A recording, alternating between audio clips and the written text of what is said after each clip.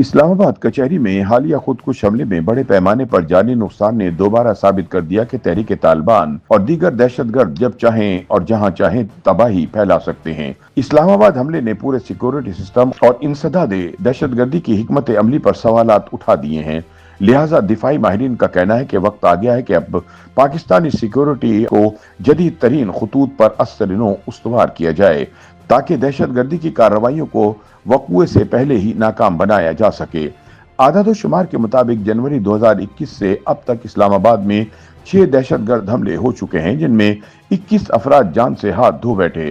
سب سے مہلک حملہ 11 نومبر کو اسلام آباد کچہری میں ہوا، جس میں 12 افراد جاں بحق ہوئے۔ اس سے پہلے زیادہ تر دہشت گرد حملے مضافاتی علاقوں میں ہوئے، جن کا ہدف پولیس اہلکار تھے۔ ان حملوں کا تعلق تحریک طالبان پاکستان سے جوڑا گیا تھا۔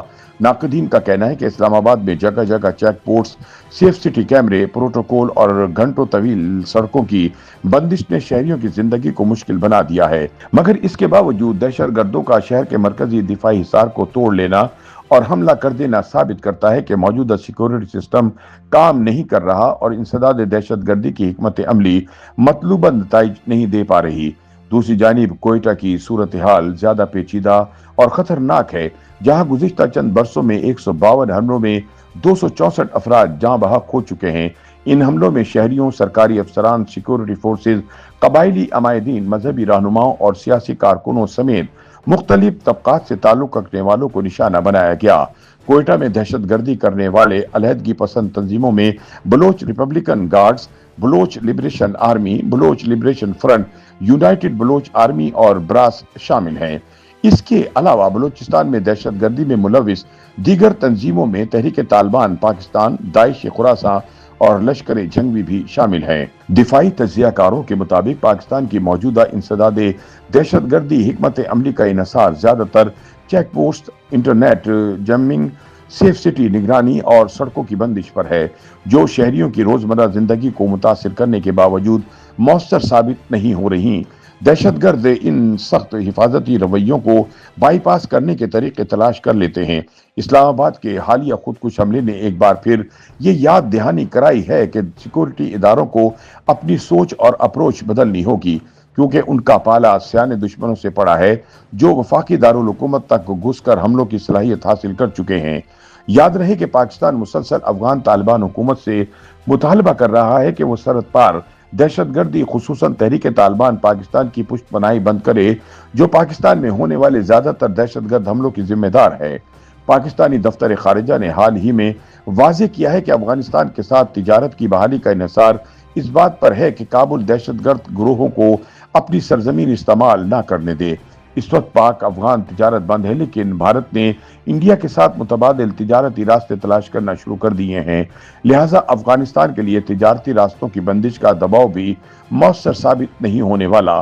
دفاعی ماہرین کا کہنا ہے کہ دنیا بھر میں اب انسداد دہشت گردی کی سب سے مؤثر حکمت عملی یہ ہے کہ وقوع ہونے سے پہلے ہی روک دیا جائے۔ پاکستان میں بھی اگر دہشت گردی کو مؤثر طریقے سے روکنا ہے تو ضروری ہے کہ انٹیلیجنس کے انسانی، مالیاتی، تکنیکی اور سائبر ذرائع مزید بہتر بنائے جائیں اور بین الصوبائی اور بین الاقوامی معاملات کے تبادلے کا نظام مؤثر بنایا جائے۔ دفاعی ماہرین کا کہنا ہے کہ جدید ٹیکنالوجی کا استعمال ناگزیر ہے، جس میں مصنوعی ذہانت سے لیس نگرانی کے نظام، digital threat analysis, drone monitoring اور مشکوک سرگرمیوں کی پیشگی نشاندہی جیسے اقدامات شامل ہیں۔ اس کے علاوہ کمیونٹی انگیجمنٹ بھی دہشت گردی کے حوالے سے اہم کردار ادا کرتی ہے۔ ماہرین کا کہنا ہے کہ مقامی لیڈرشپ، مساجد اور مدارس کے منتظمین اور شہریوں کے ساتھ رابطے بڑھا کر ممکنہ خطرات کی بر وقت اطلاع حاصل کی جا سکتی ہے۔ سیکورٹی فورسز کی تربیت کو جدید تقاضوں کے مطابق ڈھالنا، شہری علاقوں میں فوری رد عمل کی صلاحیت بڑھانا اور بارڈر مینجمنٹ کو ٹیکنالوجی سے بہتر بنانا بھی بنیادی ضرورت بن چکا ہے۔ اس کے ساتھ ساتھ ایک ایسی جامع سیاسی اور سفارتی حکمت عملی کی ضرورت ہے جس کے ذریعے علاقائی تعاون کو مضبوط بنایا جا سکے۔ اسلام آباد اور کوئٹہ کے واقعات یہ واضح کرتے ہیں کہ دہشت گرد گروہ مسلسل اپنی حکمت عملی بدل رہے ہیں اور ریاستی دفاعی نظام کو چیلنج کر رہے ہیں۔ اس لیے پاکستان کے تمام سیکورٹی اداروں کے لیے یہ ضروری ہے کہ وہ اپنی حکمت عملی کو جدید تقاضوں کے مطابق مکمل طور پر دوبارہ ترتیب دیں اور ایسی عملی پالیسی اختیار کریں जिसके जरिए दहशतगर्दी को इसके रोनुमा होने से पहले ही रोका जा सके।